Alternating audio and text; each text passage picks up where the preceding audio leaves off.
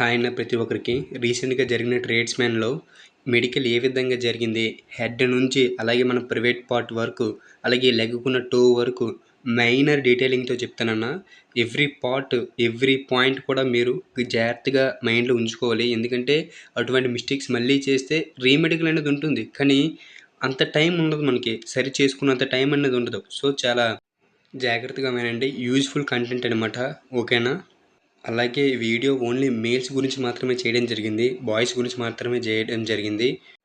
So, first వచ్చి ఏంటంటే hands అనేవి కరెక్ట్‌గా ఉన్నాయా లేదా? లేకపోతే ఏమైనా బెండ్ గాని ఉందా అని చెక్ చేస్తారనమాట. నెక్స్ట్ వచ్చేసి ఫింగర్స్ క్రాసు అంటే ఈ ఫింగర్స్ మనం వేళ్ళు ఉంటాం కదా! ఈ వేళ్ళు ఒక దగ్గర పెట్టినప్పుడు కొన్ని ఏంటంటే దూరంగా వెళ్ళిపోవడం, ఒక వేని బొటన వేలు దూరంగా వెళ్ళిపోవడం, చిటికెన వేలు దూరంగా వెళ్ళిపోవడం గట్టా జరుగుతుంటది. సో, ఫింగర్స్ క్రాస్‌గా ఉన్నాయి అంటే చెక్ చేస్తారనమాట. ఫింగర్స్ కూడా కరెక్ట్‌గానే ఉండాలి. నెక్స్ట్ వన్ వచ్చి లెగ్ అనమాట. ఈ లెగ్‌లో ప్రాబ్లమ్ ఏంటంటే చాలామందికి ముడుకులు టచ్ అయిపోవడం, అలాగే ఏంటంటే కాళ్ళు అనేవి దగ్గరగా అయిపోవడం, లేకపోతే దూరంగా అయిపోవడం. కొంతమంది కొన్ని షేప్స్‌లో ఉంటుంది. అలాగున్నా సరే ప్రాబ్లమే. లెగ్స్ అనేవి నార్మల్ పొజిషన్‌లోనే ఉండాలి. అది ఒకసారి నేను డిస్ప్లే చేశాను. ఒకసారి చూడండి. సేమ్ ఏంటంటే కొంతమందికి నార్మల్ లెగ్ అనేది ఉంటుంది. అలాగైతే ప్రాబ్లమ్ ఏమి ఉండదు. కొంతమందికి ఏంటంటే బౌ లెగ్డ్, ఇంకొంతమందికి నాకుడ్ నీడ్ అని ఉంటుంది. సో, ఈ నాక్ టచ్ ఎవరికైనా అయితే వాళ్ళని రీమెడికల్ రాసే అవకాశాలు ఉంటాయి. అక్కడే రిజెక్ట్ చేసే అవకాశాలు కూడా చాలా ఉంటాయి. ఓకేనా? నెక్స్ట్ వచ్చేసి కొంతమందికి ఏంటంటే అలాగే కొంతమందికి వెరికోస్ వెయినస్, స్పైడర్ వెయినస్ అనేవి ఉంటాయి. అంటే వెరికోస్ వెయినస్ అంటే ఏంటంటే ఈ నరాలు అక్కడ చూపించినట్టు దగ్గరగా అయిపోవడం ఒకే దగ్గర. అలాగే ఏంటంటే స్పైడర్ వెయినస్ అనేవి ఏంటంటే కొన్ని కలర్స్‌గా రావడం. అక్కడక్కడ ఏంటి గ్రీన్ కలర్‌లో రావడం ఎక్కువ ఒకే దగ్గర గట్టా జరుగుతుంటాయనమాట. ఇలా ఉన్నా సరే రీమెడికల్ అండ్ రిజెక్ట్ చేసే అవకాశాలు కూడా ఉన్నాయి. ఓకేనా? నెక్స్ట్ వన్ వచ్చి ఐసైట్ అనమాట. ఈ ఐసైట్ పాస్ అవ్వాలంటే మనం 6/6 సైట్ అనేది పాస్ అయి తీరాలి ఖచ్చితంగా. ఈ 6/6 అనేది ఎలాగుంటుందంటే నేను డిస్ప్లే చేసినట్టు స్టార్టింగ్ నుంచి లాస్ట్ వరకు ఆల్ఫాబెటికల్ సైజ్ అనేది డిక్రీజ్ అవుతూ గ్రాడ్యువల్‌గా చిన్నదవుతూ ఉంటది. అలాగే పైనుంచి కింద వరకు కూడా వాళ్ళకి ఎక్కడ ఆల్ఫాబెట్ పెట్టినా సరే అది మనం చదివే విధంగా చదవాలి. ఓకేనా? ఒక ఐ అనేది క్లోజ్ చేసి ఇంకో ఐతో చదవడం, లెఫ్ట్ ఆర్ రైట్ ఐ అనేది క్లోజ్ చేయడం కూడా చేస్తుంటారు. అలాగే కొంతమందికి లాంగ్ సైట్, షార్ట్ సైట్ కూడా ఉంటుంది. అది కూడా చెక్ చేస్తారు. అండ్ వచ్చేసి ఏంటంటే కలర్ బ్లైండ్‌నెస్. ఈ కలర్ బ్లైండ్‌నెస్ పోవడం కోసం, కలర్ బ్లైండ్‌నెస్ చెక్ చేయడం కోసం ఏంటంటే ఒక చార్ట్ అనేది ఇస్తారు. ఆ చార్ట్ మీద మనకు తెలుసు నంబర్‌లనేవి బ్లర్‌గా ఉంటాయి. కొన్ని చదివే విధంగా ఉంటాయి. అది కూడా మనం ఖచ్చితంగా పాస్ అయ్యి ఉండాలి. ఓకేనా? నెక్స్ట్ వన్ వచ్చేసి రిబ్ కేస్. ఈ రిబ్ కేస్ అంటే ఏంటంటే మనకి ఈ సైడ్ డొక్కలు అంటారు కదా! డొక్కలు అంటే రిబ్స్ అంటారు కదా! ఈ రిబ్స్ అనేవి చాలా మందికి లోపలికి వెళ్ళిపోయి ఉంటాయి. అంటే ఆ పార్ట్ ఏంటంటే ఏదో ప్రెస్ చేసి లోపలికి తోసినట్టు ఉంటాయి. అంటే ఓపెన్‌గా నీట్‌గా ఉండాలనమాట. అంటే లోపల అంటే మాక్సిమం అందరికీ నార్మల్‌గానే ఉంటాయి రిబ్స్ అనేవి. కొంతమందికి ఏంటంటే లోపలికి అణిచేసినట్టు కనిపిస్తుంటాయనమాట. అలాగైతే ఉండకూడదు. అలా కూడా మనకి ప్రాబ్లమే అవుతుంది. సో, ఏంటంటే అస్థిలు కొట్టడం, సైడ్ ఎక్సర్‌సైజెస్ చెస్ట్‌కి సైడ్ ఎక్సర్‌సైజ్ చేయడం గట్టా చేస్తే అవి ఓపెన్ అప్ అవుతాయనమాట. ఓకేనా బ్రదర్? నెక్స్ట్ వచ్చి ఏంటంటే బీపీ చెకప్. బీపీ చెకప్ అనేది ఏంటంటే హైలో ఉన్నా, లోలో ఉన్నా సరే రీమెడికల్ రాస్తారు. ఈ రీమెడికల్ అనేది వెరిఫికేషన్ కోసం మనం హాస్పిటల్‌లో 2-3 డేస్ అనేది స్టే చేయాల్సి వస్తది. అంటే హైలో ఉంటే మీడియంకి వచ్చిందా లేదా, లేకపోతే లోలో ఉన్నా సరే నార్మల్ కండిషన్‌కి వచ్చిందా లేదా అని చెకప్ చేసి వాళ్ళ దగ్గర ఉంచి రిపోర్ట్ ఇచ్చి అప్పుడు మళ్ళీ మనకి మెడికల్‌కి పంపించడం జరుగుతుంది. నెక్స్ట్ వన్ వచ్చి ఏంటంటే sugar test. Same sugar test కూడా అంటే లెవెల్స్ కరెక్ట్‌గా ఉన్నాయా లేవా అని చెక్ చేస్తారు. అలాగే యూరిన్ టెస్ట్ కూడా చేయడం జరుగుతుంది. ఈ యూరిన్ టెస్ట్‌లో ఏంటంటే మనకి ఎటువంటి అయినా సరే డయాబెటిస్ ఉన్నా, లేకపోతే కిడ్నీ డిసీజెస్ ఉన్నా సరే, అలాగే ఏంటంటే ఇన్ఫెక్షన్ యూరిన్‌లో ఏమైనా సరే ఇన్ఫెక్షన్స్ ఉన్నా సరే తెలుస్తుందనమాట యూరిన్ టెస్ట్‌లో. నెక్స్ట్ వచ్చేసి ఇయర్స్. ఈ చెవులనేవి చాలామంది ఏం చేస్తారంటే మెడికల్‌కెళ్ళే ముందు క్లీన్ చేస్తుంటారు. దానివల్ల ఏమవుతదంటే అక్కడున్న సర్ఫేస్ అనేది రఫ్‌గా అయిపోతుంటది. రఫ్‌గా అయిపోవడం వల్ల ఏంటంటే వాళ్ళు చూసినప్పుడు కలరు రెడ్‌గా అయినా, లేకపోతే చిన్న హోల్స్ అనేవి ఓపెన్ అయినా, అలాగే ఏంటంటే అక్కడ మనకు ఒక లేయర్ ఉంటది. ఆ లేయర్ ఏమాత్రం రబ్బిష్ అయినా సరే చిన్న ప్రాబ్లమ్ వస్తుంటది. మాక్సిమం అయినంత వరకు ఏంటంటే రేపు మెడికల్ అంటే ఈరోజు అన్నీ క్లీన్ చేసి ఉంచుకోవాలి తప్ప, ఒక అరగంట ముందు క్లీన్ చేసుకోకూడదు ఇయర్ ఎప్పుడు కూడాను. ఓకేనా?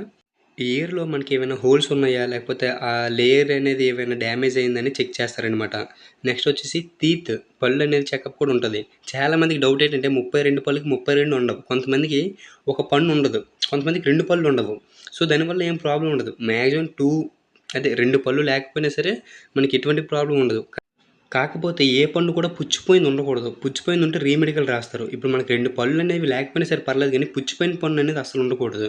ఒకవేళ 32కి 32 పళ్ళు ఉండి, ఒక 2 పళ్ళు పుచ్చిపోయినవి ఉన్నాయనుకో అది ప్రాబ్లమే. ఆ 2 పళ్ళు లేకపోయినా సరే పర్లేదు గానీ, పుచ్చిపోయింది ఉంటే మాత్రం ప్రాబ్లమ్ అవుతది.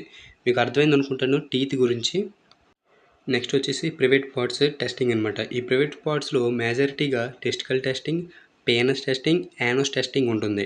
ఈ ఫస్ట్ వచ్చేసి టెస్టికల్ టెస్టింగ్ అనేది ఏంటంటే, మనకున్న ఈ 2 టెస్టికల్స్ ఏవైతే ఉన్నాయో, అవి ఒకే సైజులో ఉన్నాయో లేవో అనేది మెజారిటీగా చూస్తారు. అలాగే ఏంటంటే, అవి మూవ్ అవుతున్నాయా? లేకపోతే ఏంటంటే గట్టిగా ఉండిపోయాయా? అనేది అయితే చూస్తారనమాట. అవి ఎలా ఉండాలంటే రొటేటింగ్ అవుతూ ఫ్రీగా ఉన్నట్టు ఉండాలి. అంతేగాని గట్టిగా అలాగే అక్కడ ఉన్న ప్లేస్ మొత్తం హార్డ్‌గా ఉండకూడదు. నెక్స్ట్ వచ్చేసి అంటే పీనస్.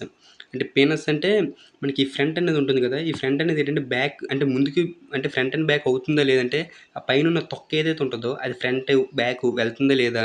స్మూత్‌గా ఏంటంటే మూవ్ అవుతుందా లేదా అనేది చెక్ చేస్తారు. అలాగే యానోస్ టెస్ట్ కూడా చేయడం జరుగుతుంది. అంటే ఎలాగా ఫంక్షనింగ్ అవుతుంది, ఫ్రీగా అవుతుందా, వర్కింగ్ అవుతుందా లేదా అనే కండిషన్ అనేది చెక్ చేయడం జరుగుతుంది. ఒక జెల లాంటిది లోపలికి పంపించి చెక్ చేస్తారనమాట. ఓకేనా. నెక్స్ట్ వన్ వచ్చేసి పైల్ టెస్ట్ కూడా చేయడం జరుగుతుంది. మ్యాక్సిమం పైల్ టెస్ట్ గురించి అందరికీ అవగాహన ఉండే ఉంటుంది. అంటే మనకి వెనకతల ఎక్కువ పెయిన్ రావడం, కూర్చోలేకపోవడం, అలాగే ఏంటంటే బ్లడ్ రావడం గట్రా జరుగుతుంటుంది కదా! ఇవన్నీ కూడా చెక్ చేయడం జరుగుతుంది పైల్ టెస్ట్‌లో. అలాగే లాస్ట్ వన్ అంటే 14థ్ స్కిన్ కేర్ అనమాట. తెల్ల సోపున్న, టాటూస్ ఉన్నా సరే రిజెక్ట్ చేస్తారు. తెల్ల సోపు ఉంటే ఏంటంటే కోర్స్ అనేది ఊడితే ఇప్పటి నుంచి తగ్గుతుంది. ఈ టాటూస్ అనేవి మనం ఎరేజ్ చేసుకోవాలనమాట. ఈ లేజరింగ్ అని ఏదో ఒకటి ఉంటుంది కదా! అలాగే ఎరేజ్ చేసేయాలి. దీంతో కూడా మనకి చాలా ప్రాబ్లమ్ అనేది తలకాయ నొప్పిలా మారుతుంది లాస్ట్‌కి. ఓకేనా brother. Last is but not least అంటారు కదా! సో లాస్ట్ వన్ ఏంటంటే ఓవర్ వెయిట్. ఓవర్ వెయిట్ ఉన్నా సరే ప్రాబ్లమే. మళ్ళీ మళ్ళీ చెప్తున్నాను, ఓవర్ వెయిట్ ఉన్నా సరే ప్రాబ్లమే బ్రదర్. ఎందుకంటే మనం బీఎంఐ అంటే బాడీ మాస్ ఇండెక్స్ అని ఒకటి ఉంటుంది. అందులో క్యాలిక్యులేట్ చేసుకోవాలి. మనకున్న హైట్‌కి, మనకున్న వెయిట్‌కి మనం సేఫ్‌లో ఉన్నామా లేదా అని. అలాగే ఓవర్ వెయిట్ ఉండడం వల్ల ఏంటంటే ఆళ్ళు రాస్తారు గాని మెడికల్ ఆ లోపల మనం వెయిట్ అనేది లాస్ అవ్వాలి. లాస్ అవ్వకపోతే మళ్ళీ దానికి ఓవర్ వెయిట్ గురించి రిజెక్ట్ అయిపోయే అవకాశాలు కూడా ఉన్నాయి. అలాగే ఓవర్ వెయిట్ అనేది మాక్సిమం 10 కేజీస్ వరకు ఉంటే మాత్రం చాలా ఇబ్బందిగా ఉంటది. మనము లాస్ అవ్వాలన్నా సరే ఇబ్బందే. అలాగే ఒక 10 కేజీస్ తక్కువున్నా గెయిన్ అవ్వాలన్నా సరే ఇబ్బందే. సో మనమున్న హైట్‌కి, వెయిట్‌కి కరెక్ట్‌గా మిడిల్‌లో ఉన్నా సరే పర్లేదు వెయిట్. ఫర్ ఎగ్జాంపుల్ ఇప్పుడు 173 సెంటీమీటర్స్ మనమున్నాం.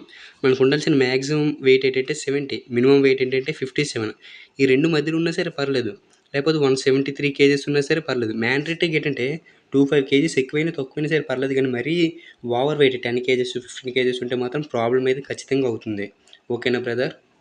సో ఇంత ఇన్ఫర్మేషన్ నాకెలా తెలిసిందంటే నేను ట్రేడ్స్‌మ్యాన్‌కెళ్ళినప్పుడు చంద్రాయణగుట్ట నాకు ట్రైన్‌లో ఒక ఫ్రెండ్ ఏర్పడ్డాడు. అంటే మాట్లాడుతూ ఫ్రెండ్‌షిప్ జరిగింది. ఆ అన్న ఏంటంటే అన్నది నెక్స్ట్ డే అనమాట. ఆ అన్నకేంటంటే ఆహ్, రన్నింగ్ కంప్లీట్ అయిపోయింది. ట్రేడు కంప్లీట్ అయిపోయింది. కానీ మెడికల్‌లో రిజెక్టెడ్ అయిపోయాడనమాట. ఎందువల్ల అంటే ఈ ఐ ప్రాబ్లమ్ అనేది ఉంది అన్నకి. 6/6ని కంప్లీట్ చేయలేకపోయాడు. 6/6 హైట్‌ని. అంటే చెప్పాను కదా! ఆల్ఫాబెటికల్ పెద్ద నుంచి చిన్న వరకు అవుతది. దాన్ని కంప్లీట్ చేయడం జరగలేదు. సో మెడికల్‌లో రీమెడికల్ అండ్ రిజెక్ట్ అంటే అక్కడైతే ఇంక రిజెక్టే చేశారు. సో ఇలా చిన్నవి అవుతుంటాయి. ఏ క్షణంకి ఎలా అవుతదో మనకు తెలీదు కదా! అంటే మనమేమనుకుంటామంటే మన ఐస్ బానే పనిచేస్తున్నాయి కదా అని ప్రస్తుతానికి అనుకుంటాం. కానీ ఇప్పుడు కాదు. ఆ క్షణాన ఎలా వర్క్ అయ్యాయి అనేది మాత్రం చూసుకోవాలి. సో అయి కూడా బాగా రెస్ట్ ఇవ్వాలి. సో ఇవన్నీ జాగ్రత్తగా చూసుకొని ప్రతి ఒక్కరు be careful and be confident. అందరూ రన్నింగ్ బాగా ప్రాక్టీస్ చేయండి. అలాగే ఎవరిని టార్గెట్ చేయాలని, ఎవరిని భయపెట్టాలని అయితే వీడియో చేయలేదు. అంటే మీతో ఇలా షేర్ చేసుకుంటే మీకంటూ ఒక అవగాహన వస్తదని మాత్రమే. అంతేగాని ఎవరిని డిసప్పాయింట్ చేయాలని అయితే కాదు. ఇదైతే అర్థం చేసుకోండి. ఎవరిని డిసప్పాయింట్ చేయాలని కాదు. మనకంటూ ఒక అవగాహన వస్తదని ఈ వీడియో షేర్ చేసుకోవడం జరిగింది మీతో ఇన్ఫర్మేషన్ అంతా. సో అందరూ బాగా ప్రాక్టీస్ అవ్వండి. నేను కూడా బాగా ప్రాక్టీస్ అవుతాను. Be careful and be confident. All the best and జై హింద్.